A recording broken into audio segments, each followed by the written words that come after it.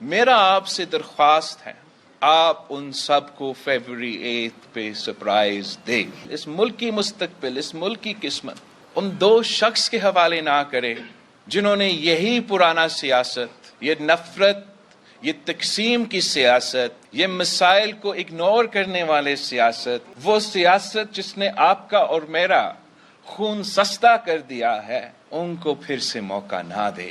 میرا درخواست ہے پاکستان کے شہریوں سے، پاکستان کے نوجوانوں سے، اور خاص طور پہ بلوچستان کے عوام سے. کچھ لوگ سمجھتے ہیں کہ انہوں نے آپ کا فیصلہ، آپ کے لیے انہوں نے وہ فیصلہ لے لیا ہے.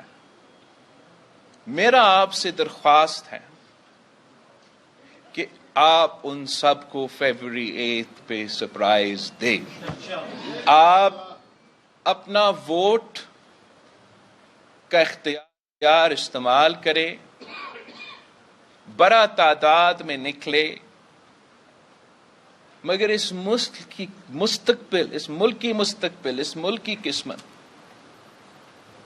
ان دو شخص کے حوالے نہ کرے جنہوں نے یہی پرانا سیاست، یہی پرانا طرز سیاست، یہ نفرت، یہ تقسیم کی سیاست، یہ مسائل کو اگنور کرنے والے سیاست، وہ سیاست جس نے آپ کا اور میرا خون سستا کر دیا ہے، ان کو پھر سے موقع نہ دے. وقت آ گیا ہے کہ ہم پاکستان اور پاکستان کی مستقبل کے فیصلے عوام کو کرنے دیں. دوسری جماعتوں کا مجھے نہیں پتا، مگر پاکستان پیپلز پارٹی نے ہمیشہ پاکستان کے عوام پہ بھروسہ کیا ہے، آپ پہ اعتماد کرتے ہیں، اور یقین ہے کہ آپ ہمیں سنیں گے. ہمارا تاریخ آپ کے سامنے ہے، اور انشاءاللہ میں اور آپ مل کے ایک نیا تاریخ رقم کریں گے. اس ملک کی قسمت ہم بدل سکتے ہیں. میں اس ملک کا سب سے نوجوان وزیر خارجہ رہ چکا ہوں.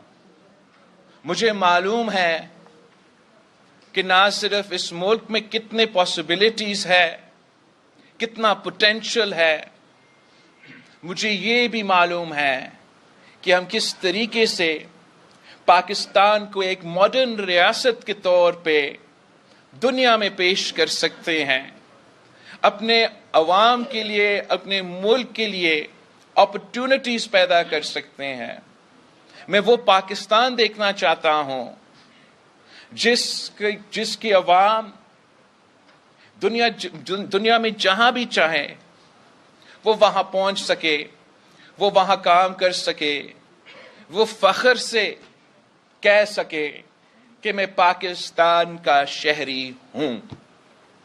اور میں جانتا ہوں کہ اگر ہم نے یہ کرنا ہے تو ہمیں جو روایتی سوچ ہے، چاہے وہ پرانا سیاست کی سوچ ہو، پرانے حکمرانی کی سوچ جو اسلام آباد کے بابوز آج تک ان کی ذہنیت اسی طریقے سے ہے، ان ساری چیزوں کو چھوڑنا پڑے گا. ہمیں اپنے عوام کے مفاد کے لیے سوچنا پڑے گا، اپنے عوام کو حصہ دار بنانا پڑے گا ہمارے معاشرے میں، ہمارا معیشت میں، اور ہمارا سیاست میں. بلوچستان کے بارے میں کہا جاتا ہے کہ بلوچستان کے پاس جتنے وسائل ہے، جتنا معدنیات ہے، جتنا ریسورسز ہے، اتنا پورے پاکستان میں نہیں ہے. بلوچستان کے بارے میں کہا جاتا ہے کہ سی پیک کے دروازے، سی پیک کا انٹری جو ہے وہ بلوچستان میں ہے. اس سی پیک کی بنیاد تو صدر زرداری نے رکھا تھا، اور میں جانتا ہوں کہ صدر زرداری کے ارادے کیا تھے. صدر زرداری کا سوچ کیا تھا، اور افسوس کے ساتھ اس سوچ کے مطابق عمل درآمد نہیں ہو رہا۔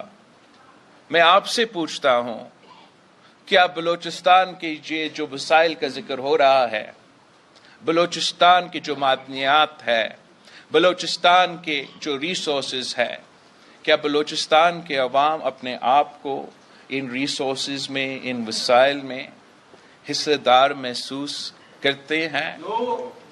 کیا اس سی پیک جس کا بنیاد صدر زرداری نے رکھا تھا، جس نے پسماندہ علاقے کو ترقی دلوانا تھا، جس نے دہشت گردی کے شکار ہونے والے علاقے کو ترقی دلوانا تھا، کیا بلوچستان کے عوام، گوادر کے شہری اپنے آپ کو اس منصوبے کا حصہ دار محسوس کرتے ہیں یا نہیں؟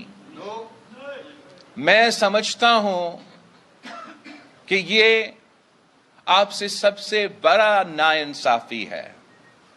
ہمارا آئین ہمیں یہ حق دیتا ہے، آپ سب کو یہ حق دیتا ہے، first right to your own resources, اور ہم نے اسی سوچ کے مطابق جو سندھ میں ریسورسز ہے، جو ہم نے پبلک پرائیویٹ پارٹنرشپ میں ڈیولپ کیا ہے، جو کہ سی پیک کے حصہ بھی ہیں، ہم نے ان پہ ایسے کام کیے کہ سب سے پہلے فائدہ مقامی لوگوں کا ہو، ان کا حصہ دار مقامی لوگ ہو۔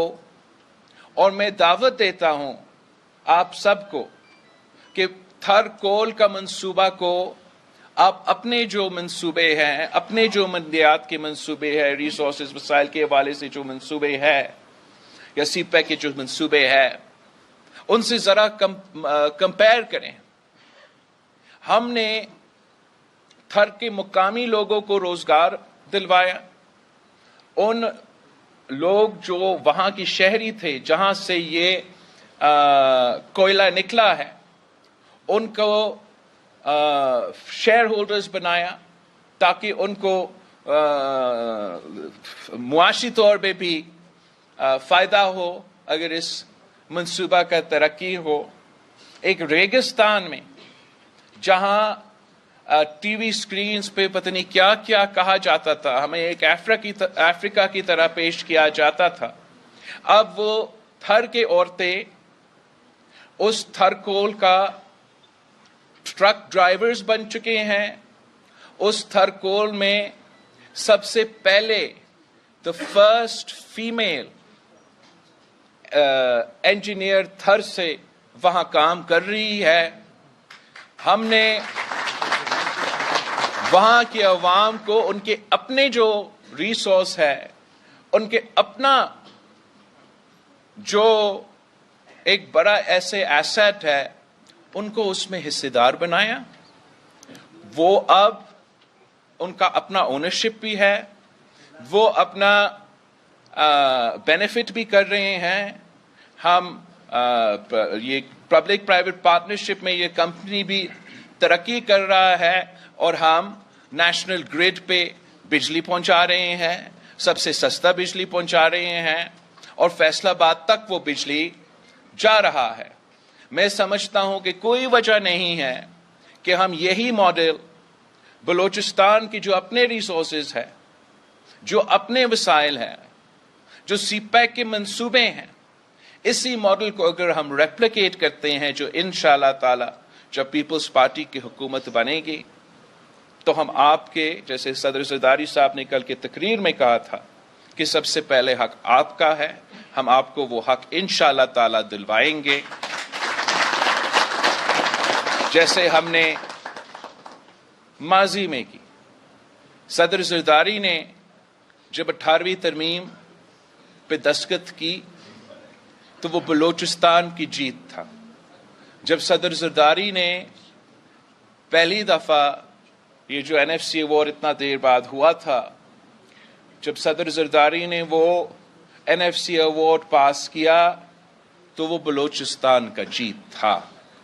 جب صدر زرداری صدر ہوتے ہوئے वफाक का नुमाइंदा होते हुए बलूचिस्तान के अवाम से माफ़ी मांगा तो वो अपना माफ़ी नहीं था, वो वफाक के तरफ से माफ़ी था और वो बलूचिस्तान का और बलूचिस्तान के अवाम का जीत था। जब सदर ज़रदारी ने आगाज़ हुकूक बलूचिस्तान का आगाज़ किया तो वो भी बलूचिस्तान के अवाम, बलूचिस्तान के नौजवानों का जीत था। हमने इंशाअल्लाह ताला सब मिलके एक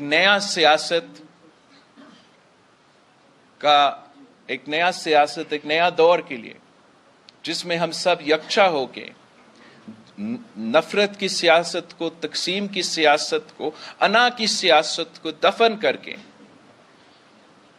सब मिलके इंशाअल्लाह ताला आगे बढ़ेंगे, इस मुल्क की खिदमत करेंगे, इस मुल्क के अवाम की खिदमत करेंगे। और जो जहाँ तक आपकी सवाल है सदर साहब, मैं तो काफ़ी देर से तैयार हूँ। मेरे ख्याल में आपका जो सवाल है वो बाकी सियासी जमातें इसका जवाब दे। इस वक्त अगर कोई वफाकी सतह पे मैदान में है तो वो एक आपके सामने। अब खबर आपकी दस्तरस में, हर वक्त बर वक्त। अभी सुनो न्यूज़ के YouTube चैनल को सब्सक्राइब कीजिए, बेल आइकॉन पर क्लिक कीजिए और बाखबर रहिए मुल्की और बैनुल अक़वामी हालात से यकीन के साथ।